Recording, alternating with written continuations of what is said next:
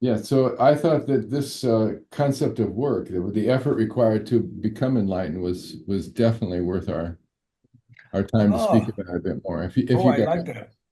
Your thought of your question revolving that the enlightened path is not just walking down a mountain yeah, trail. It's effort. yeah, it's It's not, yeah, taxing. Yeah, it requires work. that's a pretty But good. let's not have a binary kind of framing of the question. Does one have to? And I'm not sure you're even suggesting that, but not does it require effort, but what is the nature of the effort? That's good. Or a two-part question: I like that. No, Is that there makes sense. effort required, and then what is the nature of the effort? Because that invites a more textured conversation. I would agree to that. I mean, that makes perfect sense. I mean, I don't think it's a yes or no when you say binary. Does it require effort? Yes. Okay. Or no. No, it's what is the nature of that effort? I would concur, 100%. And in fact, that incorporates, Rob, my question to you earlier, because I know one of the efforts that you have committed to is a lot more time per day. That's certainly mine. Okay, I desire to do more, but I'm, in so far unable. And by the way, Thomas, that also answers a little bit about, or sort of addresses yours, because I don't know that I could put up all the effort that I need. And then, the nature of the effort on my side needs work. So I would chat. I would chat. Any of you guys want to open that up? Yeah, we Okay. can start with we can start with the concept of identity because we take our identity with us throughout the day, every day, moment by moment. And if we want to, in my view, if we want to be more enlightened in the moment we're in, then we need to start working to minimize our need to attach identity to every thought, feeling, action, and sense that we have about things. I mean, because we're just constantly responding to the environment we're in with in many ways too little control over how we respond.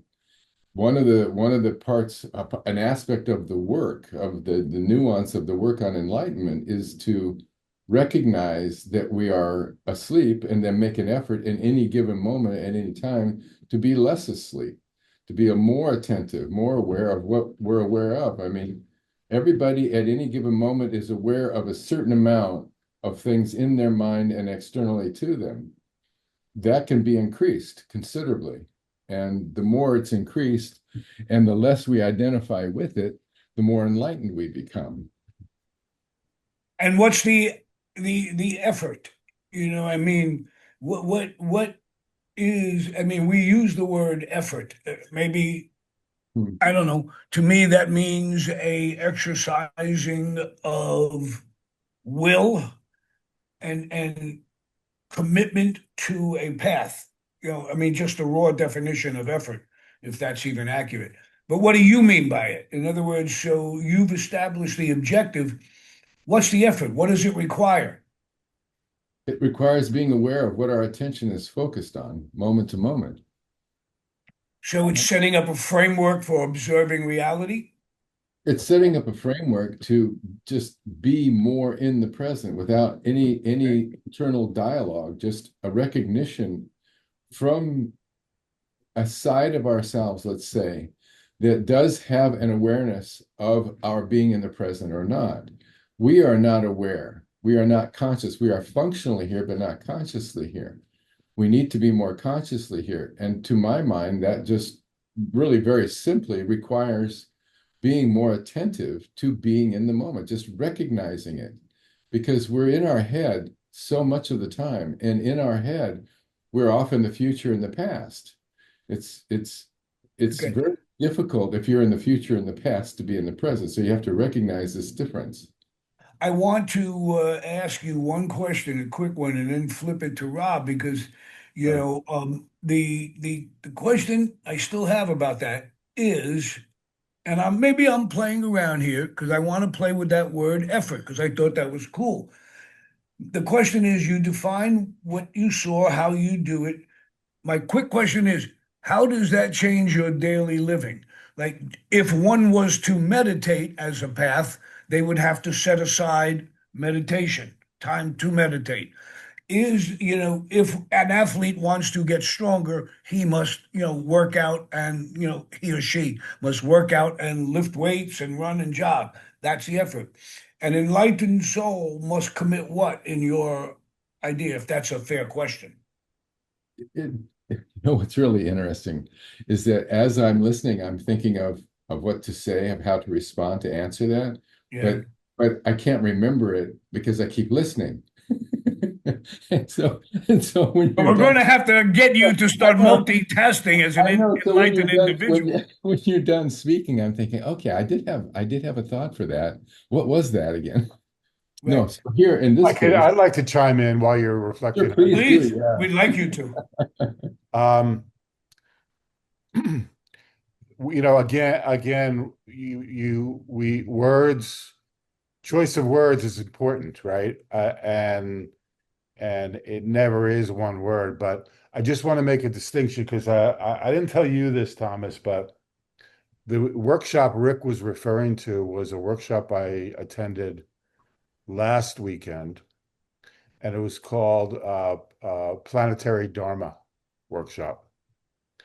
And we got into this guy is named John Churchill, and he's got a pretty rich model of development. So I don't even know where to begin, but I just want to make a couple of distinctions.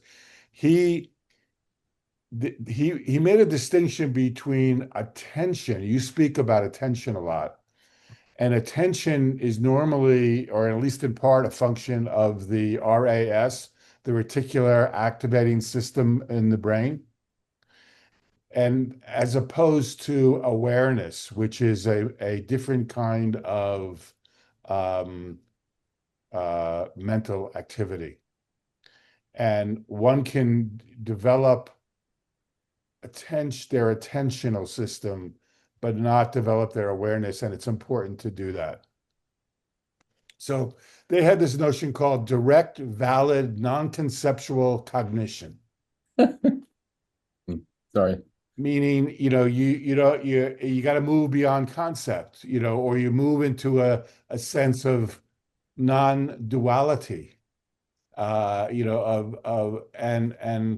as opposed to I'm attending on my nose, or I find myself attending on this memory or that. There's the ability to he wasn't didn't explain it this way, but move into stillness, and in moving into stillness, there's a certain type of metacognition that can arise. And I think that in the development process, that's important. And the other thing that he talked about was he quoted a guy named Joe Louisa, Loizza.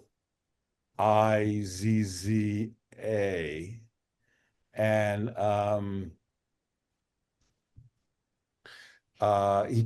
first of all, he talked about, designing contemplative practices. So it's not just putting the effort in a certain way, it's the nature of that effort that can yield that higher state.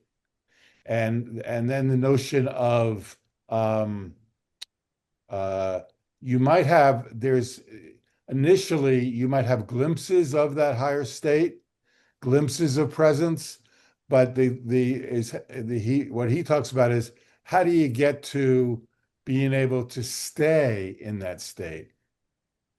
So it's not a binary thing. There's the capability of human beings to cultivate the ability to stay in that state.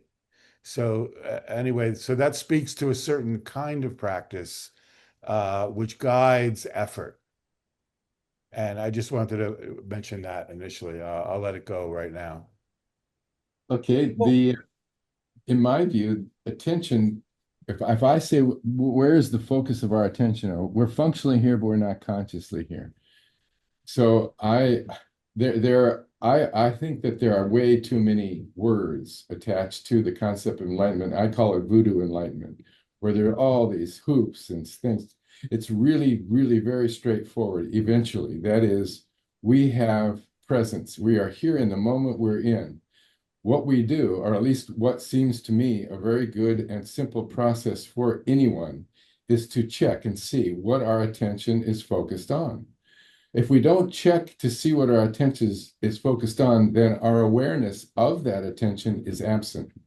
Making the effort to try and focus attention alerts us to the fact that we have attention, and it can be under our control more or less, depending on how our awareness of it ebbs and wanes.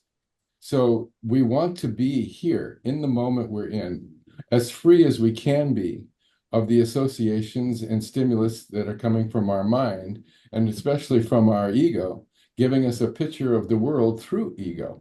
We don't want to see reality through our ego all the time because it's our most subjective interpretation of reality. We want to be free of those identity attachments. We can't do that with words. We can't do that with exercises. We can only do that, in my experience, with being, just being here. There's no words, there's no definition. It's just greater presence, as we've said in our beginning. There's no moment in our lives in which we cannot be more aware of the life we're living. It's really that simple. It's just really hard to do it. It's like sticking out your arm. I can say, put out your arm. That's easy. But like you're saying, how do you keep it out? It gets heavier and heavier and heavier the longer it's out. This is the same thing is true with our attention, control of our attention. The more we work on controlling our attention, the harder it gets, the harder it is to control it. And that control leads to an awareness of the attention. I would like to say that my thoughts are actually a combination of both of yours. That's the synthesis of the two paths we're seeing. Thomas, right in front of me, I have a little whiteboard where I stick notes. Mm. And several times ago, several discussions ago, I made a stickum note where on the bottom it was be here now because I'm summarizing that as a overview, not the precise overview of yours. And above it is my note, the ecstasy of just living. Okay. And Rob, this is what Joe Louisa is saying. I know of Joe and heard of Joe. He was also a significant contributor to The Secret. Okay. I don't know how many times you guys have listened to that. If you haven't once, forget it. You got it. But long story made short, the ecstasy of just living is the answer in my mind to being here now. Okay. You feel the joy of just being in the present. Okay. And you're in the present by the practice of stilling your mind, of separating your mind to be able to be the observer. So this accomplishes, Thomas, in my mind, your objectives of freeing us from the constraints or the affects of our past, learning, emotions, parents, marriages, kids, every reality around us, a book in front of us, a glass of orange juice, taste, scent, smell. We have these. And when we can live in the present, okay, we can taste it, we can smell it, and we're not forced to react in any way. Okay. The same thing with stimulus or events, suffering, pain, loss.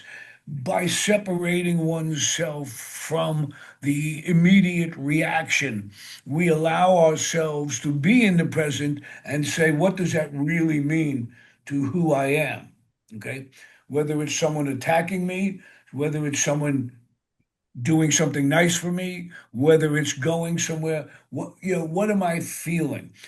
And let me take that back even a further step now. and say the path to getting there is to be able to still the mind, which I believe education, learning, and most of all, some type of meditation, focused thought. To be able to live in the present, one has to, just like to be able to hit a baseball, well, or softball, these guys and gals have to practice 1,000 pitches, 10,000 pitches to be well. We have to practice the idea of being able to separate from the, if you will, partiki. The we have to get away from Maya, using a little bit of Indian or Hindu thought right there. We have to be in the soul, and I'll not talk too much more because I'll throw something else out. You talked about in the beginning, you said people talk about a soul, but you can't really have a soul, because if you have a soul, that means you're under the influence of something, if I interpreted that right.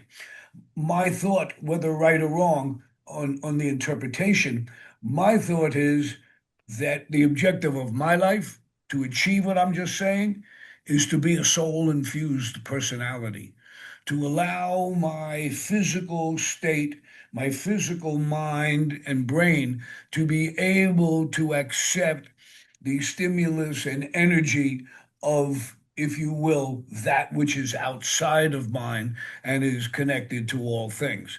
So I'm going to end this one with the thought that the effort that it takes for me is to practice this objective separation, detachment. And I fail routinely. Driving a car and someone cutting you off, you give them a curse or whatever. Okay. That's an emotional reaction. One, they can't hear you, they can't see you. It makes no difference, but yet we respond, or I respond emotionally. So I'm no master and I'm no adept at it, but that's the effort. That's the practice. When I do yell at someone for cutting me off, I say sorry after they're gone and can't hear me, because I shouldn't have said that. I shouldn't have gotten mad. Okay. And that's one of the most simplest things. So wrapping up this little thought process here, my being in the present, of which I totally agree, emphasizes the ecstasy of just living. Because when I'm not forced to emotionally or instinctively respond to something, I could see the joy and beauty in all that's around me. But I think that, like, I hear words like control, and I'm not saying Thomas used it, maybe Rick, you used it, and separation and so forth. There's a different process, or at least my experience of this is more of a letting, of a relaxation process. Like joy, I experience joy when I can relax and allow myself to and move, relax and move into the heart, out of the head and into the heart. Because joy, the heart is the source of joy. You don't find joy in the head. It's in the heart. And so to me, it's a letting go is one of the key elements of moving into presence, moving into, that non-dual objective awareness, moving into whatever terms we use to Okay. describe it. It's very important to to to let go, and it's not a binary. It is binary in a way, but it's not something that you say to yourself, "I'm going to let go." It's not simply a matter of the act of letting go. You have to keep coming back to it. It's almost like it's almost like the opposite of pumping iron. Pumping iron to gain strength. Letting go is a process over time that requires practice. I would like to seriously um, object to that. Mhm. Um, and I'll tell you why. Um, I get it. transcendental meditation, forgetting oneself, Oh, drifting. wait a minute, wait a minute, wait a minute. But No, you're no, throwing out terms, Rick. no. Listen, I'm not throwing out your terms. I'm Okay, talking mine. I know, but Things that, you just use let me finish. I let you finish. okay, good. You can't know what I'm going to say if you're guessing.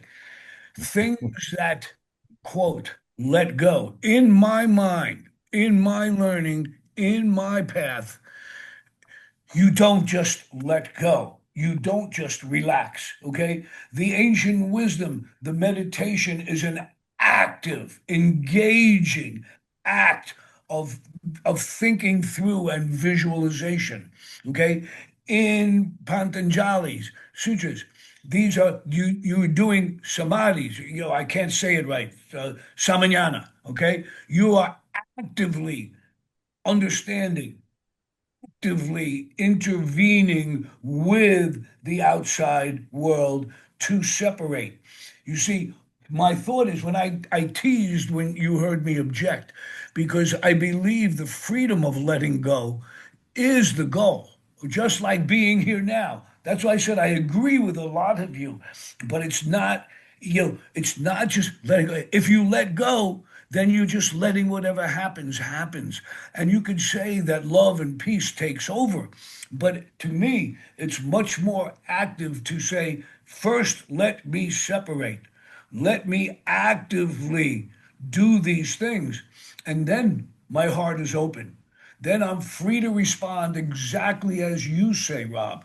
I'm free to let energy flow into my heart and from my heart.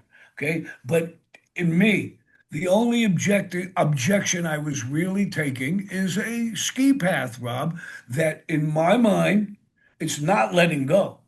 In my practice, it's controlling. It's getting into a meditative state and visualizing objectives and directing the mind to go there. And we could spend a lot more time on it, but I don't want to dominate that conversation.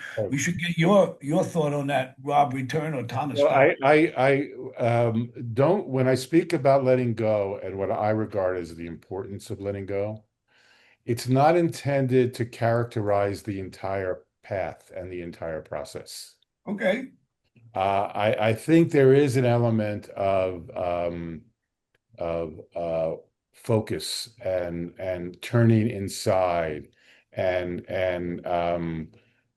focusing on the different fields, the auditory field and the visual field, and even knowing how to direct and cultivate desire in the process so that one can move into deeper and deeper states. So I think there's a marriage of the active and the letting go in order to get, but without the letting go, and if it's just a matter of controlling the mind, I think I think I think something is missed. I think something is missed. There's a and when I speak about letting go, it's not what I'm thinking to say. You just opening up and however the wind blows, just go with the flow. It's not like that at all. Okay. It's a very powerful grounding in that state. It's a grounding without ground, if you can use. Letting go seems to me in your verbiage to be another vocabulary word for detachment. It's very close to, but the letting go, detachment is a state. The letting go is a process to get there.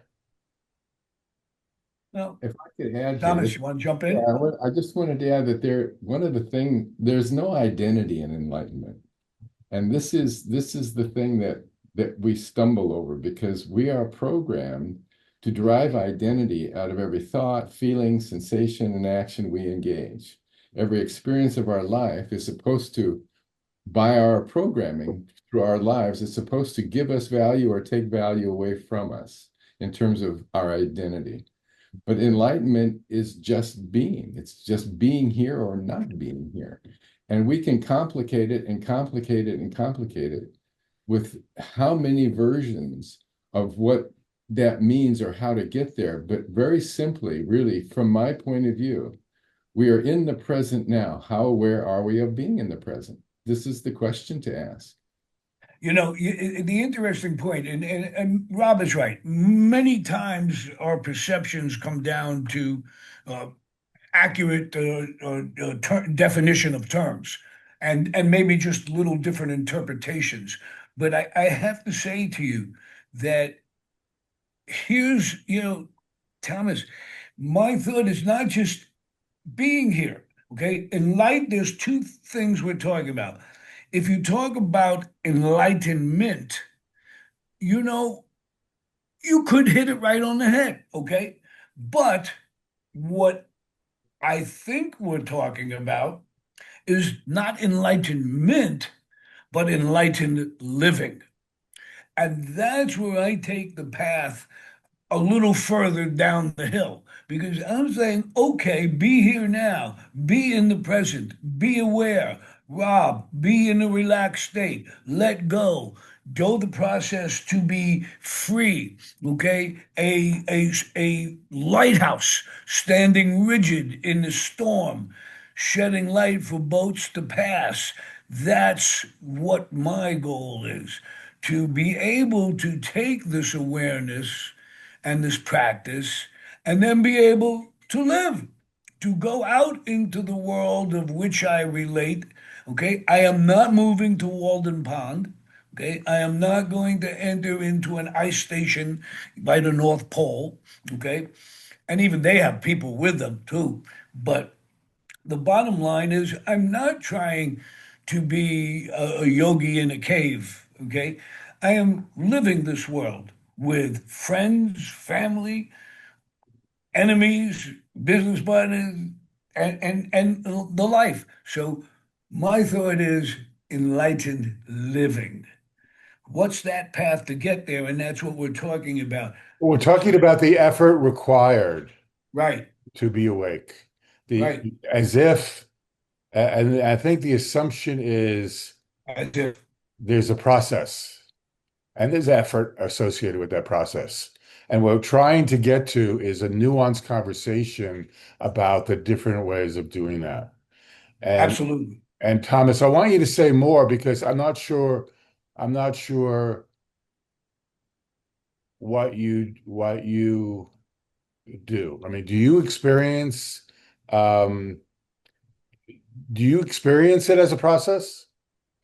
Do you experience Always, you we're always in a process. you It's have always a do you have a notion? There's always a process. Okay. always a process. But over time, does that process produce certain, let's say being in the moment more of the time, or like different quality of being in the moment? What is the process you take over time, even though it's never really done? You know what I mean? It's never finished. But what's your experience of that?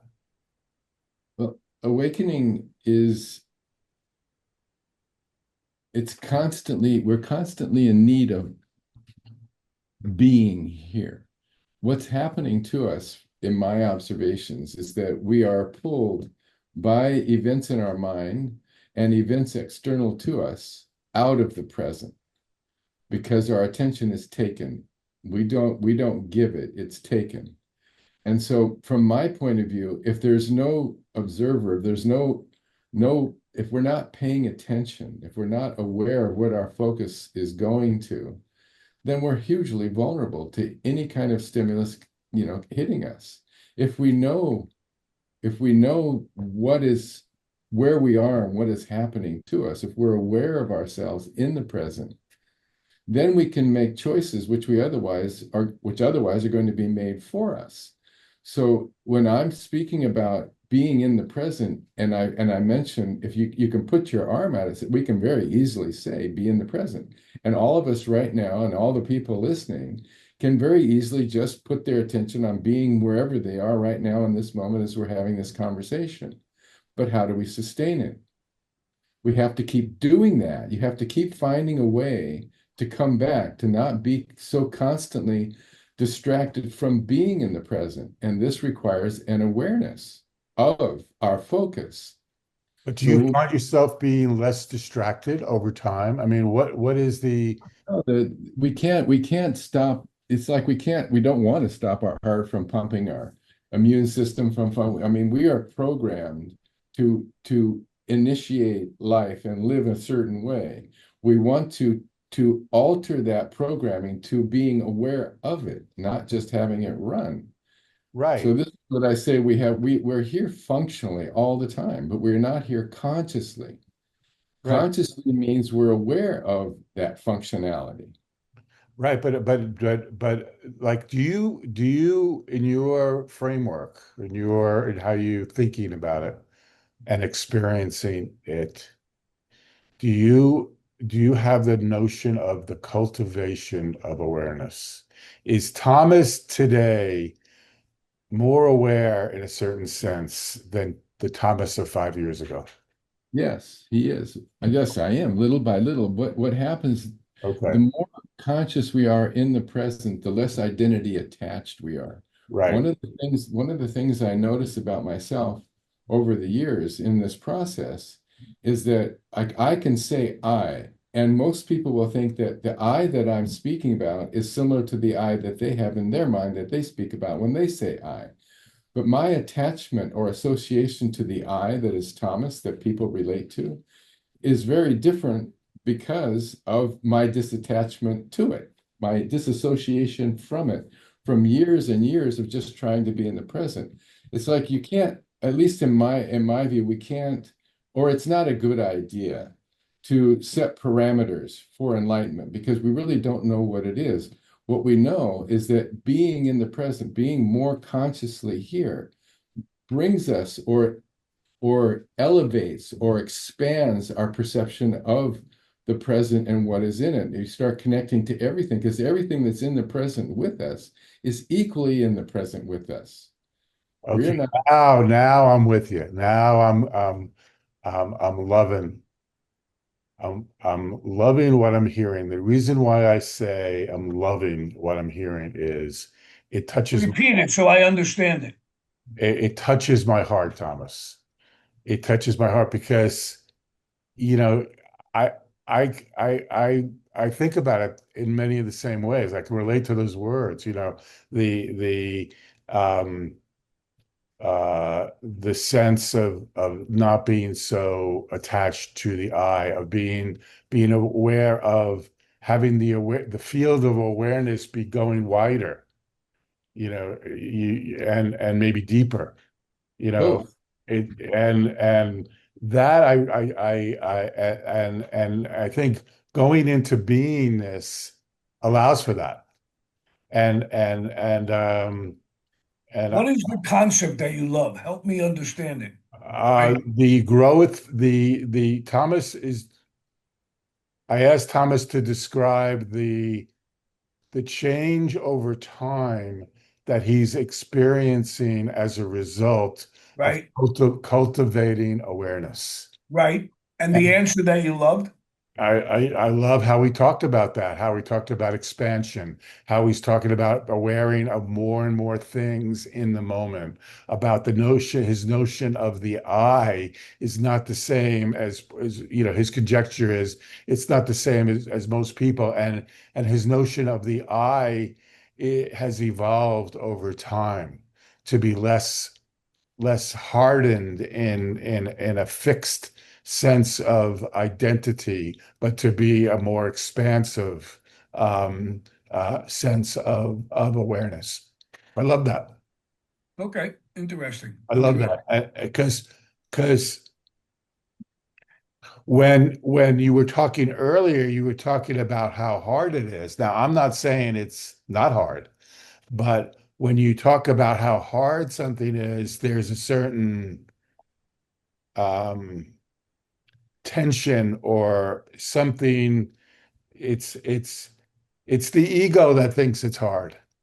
The expanded Thomas, the one that Thomas that has a little bit of a glint in his eye. It's not hard for that Thomas. All right, that's very interesting. Not hard at all. Would you say that's true, Thomas? Yes, yes. It does. There are what we could call grace periods, where Grace, yes. it's a lot easier for a time, and then it gets more difficult again. It's like we use up whatever efforts we've made, and we're more here for 10 minutes or 5 minutes or a few seconds, or even the longest period I've ever had of sustained presence was 11 hours. And I thought by that I had made it, and then it What, just how do shut you off. know there was, how could you time something like that? What was the initiating? It's just a rough estimate, but I just remember what when the state of I just a higher being state entered me, and there really was no Thomas. There was just it was seeing through myself into a world without me in it. And it lasted for almost, well, I just estimate around 11 hours. I had another period What were in you doing during those 11 hours? just writing, doing just around the house, doing my artwork and talking with people, just the usual stuff. It Okay. just, You were there was, living your day. yes, it's what you speak about in enlightened living, is that we make these efforts in the That's moment. precisely what I'm thinking about. Oh, I think because that's enlightened living, well, Thomas. we make these efforts in the moment, but it's accumulative. It's not, I mean, it's like we just have to keep doing it. The thing is that the results come very slowly, and we tend to want to see results quickly. By the And way, But we've been what doing character? this. Wait, well, let me finish this. We've been doing this for over a year and a half. And while you loved his comment, Robin, I'm glad I asked more. Thomas, that's the best thing I've heard you say oh, in the year and a half because you answered a question. Somehow you got Rob, you wonderfully directed into it. But Thomas, you answered the question I never heard you answer. You were in that state for more than a minute or two. And whether it is 11 hours or eight or two and a half, okay, whatever it is, it's irrelevant of the quantification, but it was you were living your life doing what you do, having a sandwich, painting, sitting down that backyard, taking a walk. You were living your life in that moment, in that awareness of being one with all, losing Thomas and being there, but still being Thomas in what he had to do. To me, that is enlightened living. And I say bravo to that point. Okay. I go about it slightly differently, maybe a little differently, but the end result, that's to be aware. And Rob, you joyed in the fact that Thomas answered. He went from, aware of X if you wanted to quantify it 5 years ago, and it's 2x or 3x or 1.2x, but it's more. It's expanding with life and growing. And that's, again, what we want people to know. The more you work at it, the more you put that effort into it, the more you're aware of that as an objective, the more you'll be able to live your life in those kind of moments. And while I, again, won't play with quantification, I say my goal is to be in those kind of moments every day as well. And I cannot say how long I was in a period of that, but I could say I daily experience that in the most mundane of circumstances. hmm. Walking down a city street, having a great sandwich, talking to a friend. So bravo to that sentence, Thomas. But when was the last time you experienced? When was this 11-hour experience? It was about 3 or 4 years ago. And when was the last time? Because there's something about it that it's a my sense of what I'm hearing is that the significance of it is the state you were in and not the fact that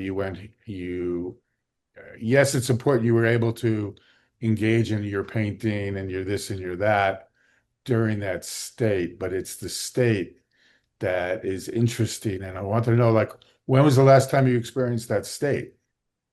Well, what's been happening more recently is that I'm experiencing that state more frequently, but not as long.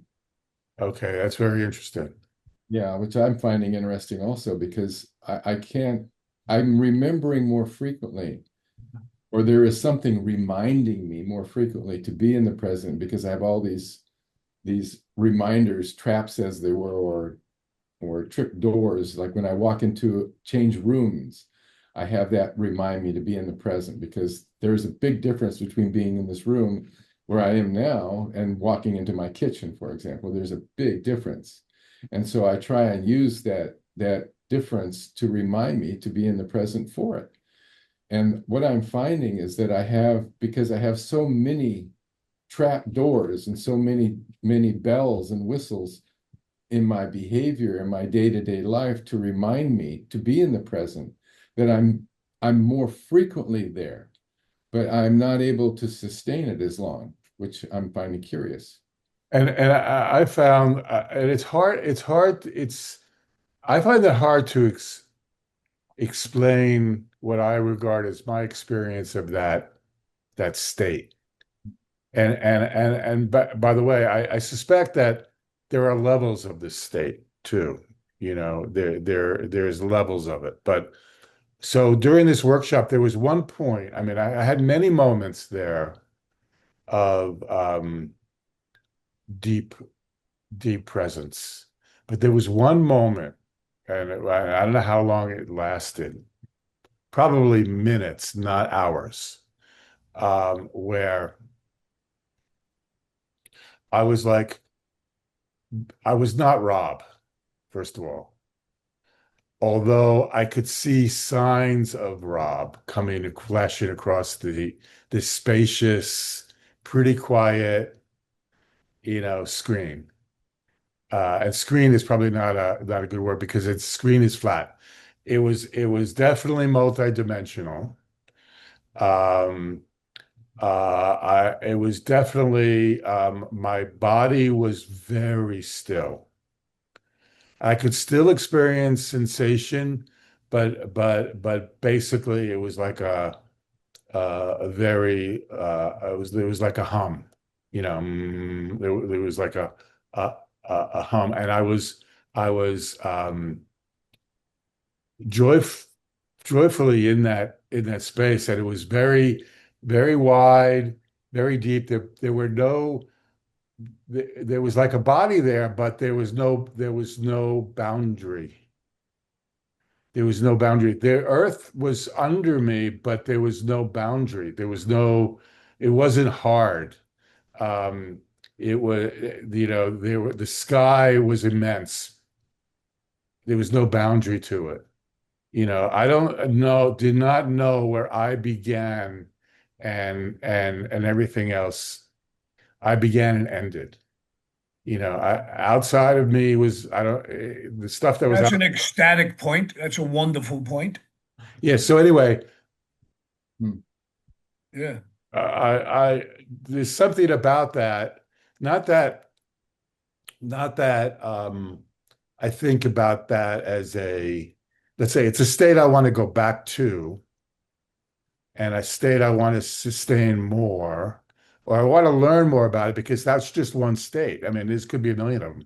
Um, uh, but and I don't want to have it be like a drug, like a spiritual materialism where I said, boy, that was great. I drank something there and got to that state, whether it was the sequence of the meditation or whatever got me there. But it's like I know I want to go back there. I know I want to keep working at it. And I think there's a lot of truth in what you're saying is you got to keep cultivating it in every moment. It's a cultivation. Um, and so I just want to say that it's a very amazing place, and I think it's important. It gives me the kind of sense of freedom out of which the things I do with my day kind of it gets clarity. My purpose gets clarified as a result of that state that I was in. Would you call it a cleansing? Oh, yeah, I would say, I wouldn't summarize it that way, but there's certainly an elements of that. Okay. I was cleansed of, the emotional, mishigas that Yeah. I can normally experience. I wasn't experiencing really any emotion. I was at peace. I mean, I guess if I had a word, I was at peace. Could I say that my little phrase that I was referring to, the ecstasy of just living, you were just being, you were just living, just out there. I just wanted to point, I just, what you said, Rob, about boundaries, the thing about identity attachment, all identity is basically boundaries, as we are limiting ourselves by the identity attachments that we have. And when we see through ourselves into a world without us in it, as you're describing, I mean, this is my words to that, but it frees us from identity attachment. And how much grief do we experience through identity attachment? Like you're saying, Rick, somebody insults us. Why can't we let the insult pass through us? We don't almost ever. We want to respond. But that's an identity attachment, isn't it? It's something limiting us. It's a boundary. That if we can get past it and just be here, in a Mhm. sense, transparent to ourselves, it's a fantastic state. I agree, Rob. I mean, it is something so spectacular, and it's not something you can actually design or create. You just have to be here, and it comes. So we should wrap this up kind of now. That's a great point. By the way, I just do have to give you, one point about insults. Oh, Again, you say we, you know, I took a literal class 30 years ago on how not to have insults and words move us to action. And it was a training drill that I've never forgotten and never. You cannot make me move by words. No man or woman can make me move by words unless I let myself down. You can insult my family, my life, my me. If you're in that mode, I say to myself, that's a shame you think that way, but you know what? I've got to get going. I think we should. I think we had a very nice session here, gentlemen. Yeah. I'm looking fun. forward to Really fun. rehearing this one, and we should we should wrap this up and say our Wiedersehen, so long, farewell, right? And get ready for sharing. I think this was a very nice sharing. I heard wonderful things during it, gentlemen. I think next time, maybe not the next time, but one of the times, Thomas, I want you to lead us into that state during the call. Okay. Take us there. Oh, Okay. that could be interesting. Very much And so. then let's talk about it, what we're experiencing. Okay. Let's cut the tape. We're very good. Where is it? Here we go.